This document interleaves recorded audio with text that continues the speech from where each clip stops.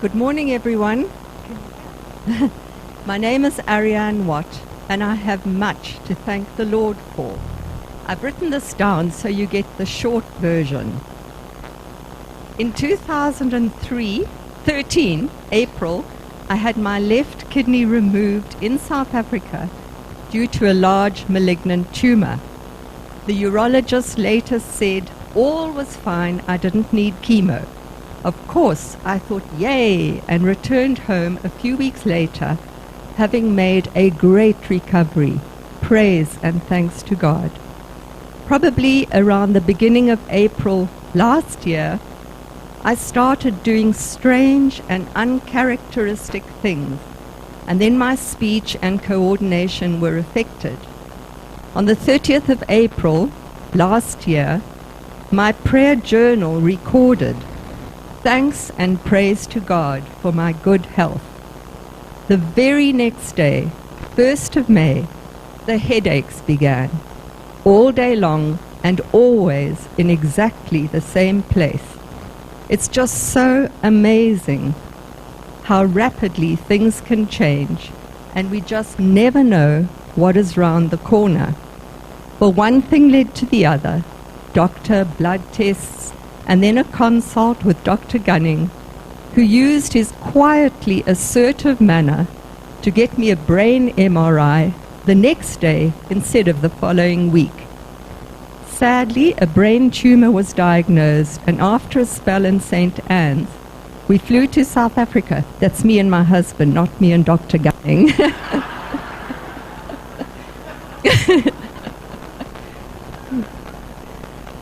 And I went straight into hospital for an op to remove this tumor. God is good. Only one tumor and nicely positioned for removal. And after 3 days, I was well enough for discharge with a referral to an oncologist. This doctor happened to be away for 10 days. I prayed for guidance, and the Lord led me to wonderful Dr. Chan. She got a copy of the pathology report from the kidney operation and immediately said I should have had chemo back then in 2013. This tumor was a secondary from the kidney episode, all of which was confirmed by the pathology report. Basically, that urologist should have sent me to an oncologist and not made the decision himself. As you can imagine, I was mad and sad, etc., etc., but gradually through a lot of prayer, God gave me the serenity to accept the things I cannot change and the knowledge that right now I'm in the exact place He wants me to be. I had been battling to breathe for 2 weeks after my tumor op. I secretly thought I had lung cancer, but the PET scan revealed my right lung had collapsed. It had been pierced by the anesthetist during surgery. Another 3 days in ICU, but God is so merciful, the lung reinflated without a further session in theatre. That same PET scan revealed a very active and cancerous lymph node near my neck, inoperable because of its size and location. Thus began the chemo journey. Dr. Chan prescribed a strong chemo, but after 2 cycles had to change to a weaker but not as effective medication due to the adverse effects on my one remaining kidney.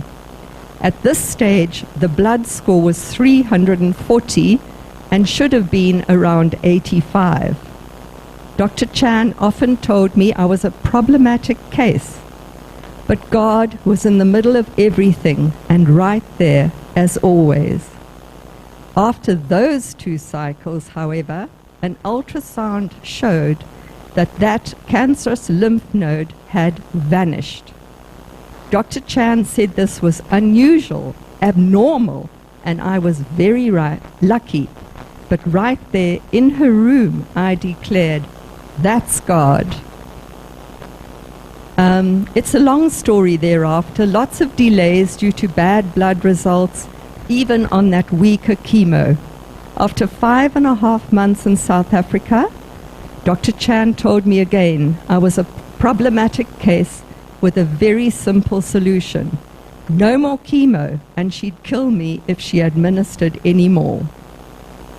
I didn't complete the chemo program that was initially prescribed, but it was such great joy to come home again and be reunited with my beautiful, precious family. Dr. Chan has said, this cancer cannot be cured, only controlled.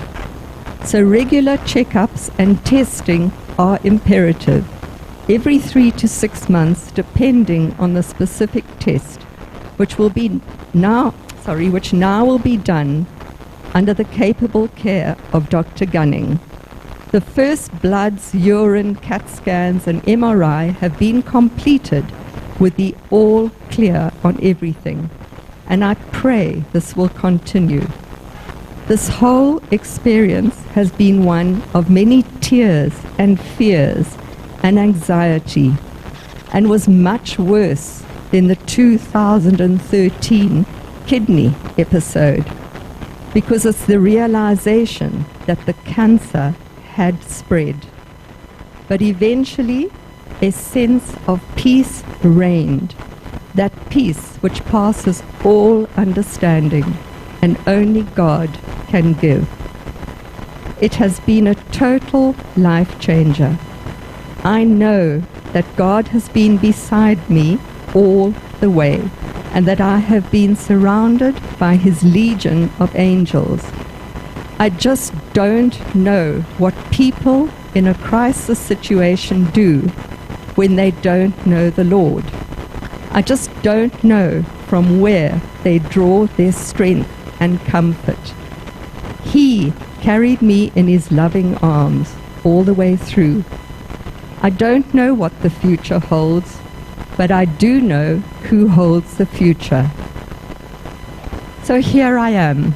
I would like to thank Dr. Gunning for his care then and now as my physician. I would like to thank everybody in this congregation who has been praying for me. I have been humbled and blessed beyond description by the prayers and concern expressed by people all over the world. God bless you all. I am so grateful and so very blessed to have my wonderful husband James, my beautiful children, and 9 grandchildren, 10 tomorrow, for their steadfast and amazing love, care, and support.